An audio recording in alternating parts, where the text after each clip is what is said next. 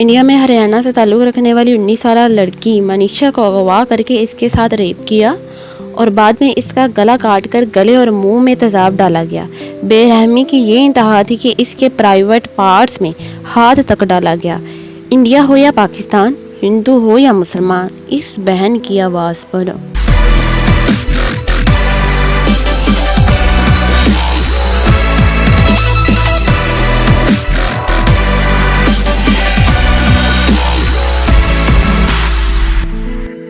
इस वीडियो में नज़र आने वाली मनीषा, जिसकी उम्र 19 साल थी, बाय नेचर एक सादा ज़िंदगी गुजारने वाली और शर्मीली लड़की थी, जिसकी दुनिया सिर्फ अपने परिवार तक ही महदूद थी। उसे अंदाज़ा नहीं था कि उसकी ज़िंदगी का अंजाम इतना भयानक, दर्दनाक और दिल दहला देने वाला होगा।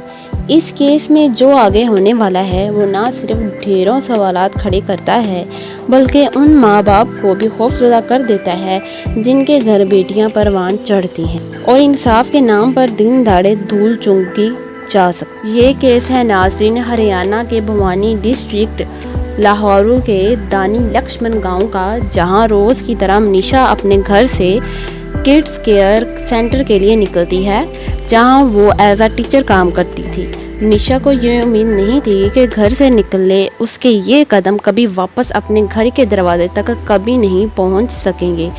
उस दिन मनीषा किड्स केयर सेंटर से निकलकर पास के एक नर्सिंग कॉलेज में मेडिकल एडमिशन के लिए फॉर्म लेने गई थी और मनीषा ने इस बारे में अपने फादर को बता रखा था। दिन ढलते तक जब मनीषा घर नहीं पहुंची तो घर में मौजूद सब लोग को इसकी फिक्र होने लगी। गुजरते वक्त के साथ सबकी परेशानी बढ़ती जा रही थी। इस परेशानी में मनीषा के दादा बस के ड्राइवर के पास गए, जिस बस के ज़रिए मनीषा रोज़ स्कूल जाया करती थी। बस के ड्राइवर ने दादा को बताया कि मनीषा को स्कूल की छुट्टी के बाद नर्सिंग कॉलेज में एडमिशन के लिए जाना था, जिस वजह से उसे थोड़ी देर हो गई होगी। बस ड्राइवर की ये बात सुनकर मनीषा के दादा थोड़े पुरस्कून तो हुए, लेकिन जब शाम 4:30 बजे तक मनीषा घर नहीं पहुंची तो दादा ने अपने बेटे यानी मनीषा के फादर संजय को कॉल करके सूरत हाल बताई। करीब शाम 6 बजे संजय को मनीषा का कॉल आता है, लेकिन ये कॉल बदकिस्मती से सिर्फ 10 सेकंड तक ही चल पाती है और इस कॉल में मनीषा की तरफ से कोई आवाज़ नहीं आती और इसके बाद मनीषा का फ़ोन बंद हो जाता है। घर पर संजय कॉल करते हैं तो पता चलता है कि मनीषा अभी तक घर नहीं पहुंची। दिल में जब किसी अनहोनी का डर बनने लगा तो बिना वक्त ज़ाया किए मनीषा के फादर बस पकड़ते हैं और इंटरनेशनल स्कूल आइडियल के पहुंच जाते हैं, जहां से मनीषा नर्सिंग का फॉर्म लेने के लिए गई थी। तो संजय कॉलेज के गार्ड से पूछते हैं कि क्या वहां मनीषा नाम की कोई लड़की आई थी, तो वो इनकार कर देता है। रिसेप्शन में भी संजय को यही जवाब मिलता है, लेकिन संजय एक बात नोट करते हैं कि रिसेप्शन में मौजूद तीनों लोगों ने शराब पी रखी है। संजय ने फ़ौरन पुलिस को इस नागहानी के बारे में इन्फॉर्म किया और दोबारा वो पुलिस के साथ कॉलेज पहुंचे तो कॉलेज के स्टाफ ने सीसीटीवी फुटेज दिखाने से इनकार कर दिया। संजय अपने चाचा के साथ लाहौरू पुलिस स्टेशन पहुंचते हैं और पुलिस से रिपोर्ट दर्ज करने के लिए कहते हैं, लेकिन पुलिस उनकी कोई भी बात सुनने से इनकार कर देती है और ये कह के टाल देते हैं कि हो सकता है कि मनीषा किसी के साथ भाग गई हो या दोस्तों के साथ पिकनिक मनाने के लिए चली गई हो। पुलिस का ऐसा रवैया और ऐसी बातें अपनी बेटी के बारे में सुनकर मनीषा के फादर बेबस होकर गुस्सा होकर वापस घर आ जाते हैं। अगले दिन 12 अगस्त को दोबारा संजय लोहारू पुलिस थाने पहुंचते हैं। आखिरकार 5 घंटों बाद शाम 5:30 बजे लोहारू पुलिस स्टेशन के एएसआई रिपोर्ट दर्ज कर लेते हैं। इसके बाद जब एएसआई खुद नर्सिंग कॉलेज पहुंचती है तो सीसीटीवी फुटेज देखने के लिए उनको भी स्टाफ मना कर देता है दिखाने से, ये कहते हुए कि पुलिस की मौजूदगी में ही उन्हें सीसीटीवी फुटेज दिखा सकते हैं। पुलिस ना सिर्फ खाली हाथ वापस लौटती है बल्कि मनीषा के फ़ोन की लास्ट लोकेशन भी सर्च करने की कोशिश नहीं करती। अगले दिन 13 अगस्त को संजय के पास एएसआई शकुंतला का कॉल आता है कि इन्हें कॉलेज के तकरीबन 1 किलोमीटर दूर एक खेत में एक लड़के की डेड बॉडी मिली है, जिसकी शिनाख्त के लिए उन्हें वहां आना होगा। एएसआई की ये बात सुनकर संजय का दिल बैठ गया और बिना वक्त ज़ाया किए वो वहाँ बॉडी की शिनाख्त के लिए वहाँ पहुँच गए।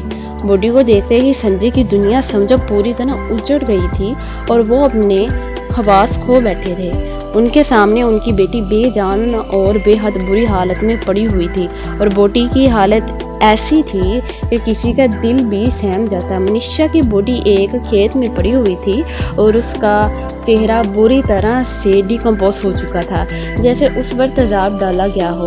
دونوں آنکھیں غائب تھی اور چہرہ اس طرح گل سڑ گیا تھا کہ پورا جبڑا نظر آ رہا تھا۔ منیشا کی گردن بھی تقریباً غائب تھی اور صرف کچھ انچ سے ہی اس کے جسم سے جڑی ہوئی تھی۔ منیشا کی موت کی خبر پورے گاؤں میں آگ کی طرح پھیل چکی تھی اور جس نے منیشا کی باڈی کو دیکھا وہ کانوں کو ہاتھ لگاتے رہے کہ آخر ایسا منیشا کے ساتھ کیا ہوا اور اس کے ذمہ دار کون ہے جو اس حیوانیت کو انجام دے گیا ہے۔ جتنے لوگ منیشا کی خبر سن رہے تھے سب کے دل افسوس اور غصے سے بھر گئے کہ منیشا کے ساتھ اتنا ظلم کیوں ہوا، اور بڑی تعداد میں اس جگہ بھیڑ بھی اکٹھا ہونا شروع ہو گئی جہاں پولیس کو منیشا کی باڈی ملی تھی۔ عوام کا یہ ریاکشن دیکھتے ہوئے پولیس نے اس جگہ کو جلدی فریز کر دیا اور باڈی کو پوسٹ مارٹم کے لیے بھوانی کے سول ہاسپٹل بھیج دیا گیا۔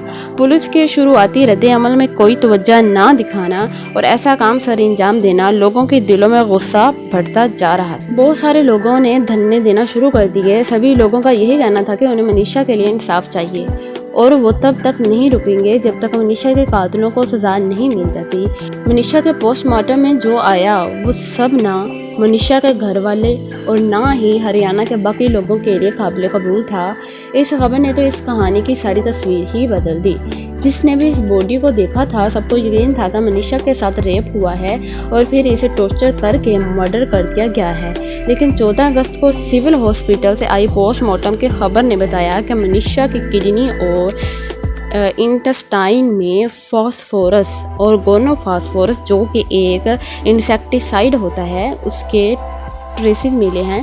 پوسٹ مارٹم کی اس معلومات پر پولیس اس نتیجے پر پہنچی ہے کہ منیشا کا نہ تو مرڈر ہوا ہے اور نہ ہی اس پر کوئی ٹارچر یا ریپ کیا گیا ہے۔ جب دوسری بار منیشا کا پوسٹ مارٹم کیا تو یہ بات سامنے آئی ہے کہ گلے پر کٹ کے نشان ہو سکتا ہے کسی جنگلی جانور نے کیے ہوں اور باقی سیم باتیں وہی دہرا دی گئیں۔ یہ بات سن کر منیشا کے گھر والے منیشا کی باڈی لینے سے انکار کر دیتے ہیں کہ پہلے قاتل کو پکڑا جائے پھر منیشا کی باڈی لی جائے گی، لیکن پولیس نے خاطر خواہ اس میں اپنی دلچسپی دکھائی۔ جہاں منیشا کے فون کے کال ریکارڈ اور آخری لوکیشن معلوم کرنی چاہیے تھی وہاں پولیس اپنا کوئی انٹرسٹ نہیں دکھاتی۔ منیشا کے گھر والے اس ناانصافی پر آواز اٹھاتے ہیں۔ پولیس کی طرف سے ایک نوٹ پیپر جاری کیا گیا کہ منیشا نے لکھا تھا، جبکہ اس نوٹ کو دیکھنے میں لگ رہا ہے کہ جیسے کسی نے بڑے ہی آرام سے تسلی کے ساتھ لکھا ہو، جبکہ اس طرح کی جو کنڈیشن ہوتی ہے اس میں انسان کی ہینڈ رائٹنگ اپنے لفظوں میں تیزی دکھاتی ہے اور اس بات کا پتہ دیتی ہے کہ شاید یہ انسان واقعی میں ہی کسی مصیبت میں ہے۔ اگر یہ نوٹ منیشا نے لکھا ہی تھا چلو مان لیتے ہیں، تو اتنے دن بعد کیوں ملا؟ منیشا کی باڈی کے پاس کچھ پیروں کے نشان اور شراب کی بوتل بھی ملی، لیکن پولیس نے اسے ٹریس کرنا ضروری نہیں سمجھا۔ اس کیس کو کسی اور ہی دشا میں الجھایا جا رہا ہے۔ اس پر انصاف ملنا ناممکن سا لگ رہا ہے۔ ناظرین، تو یہ لڑکیاں آخر کہاں محفوظ ہیں؟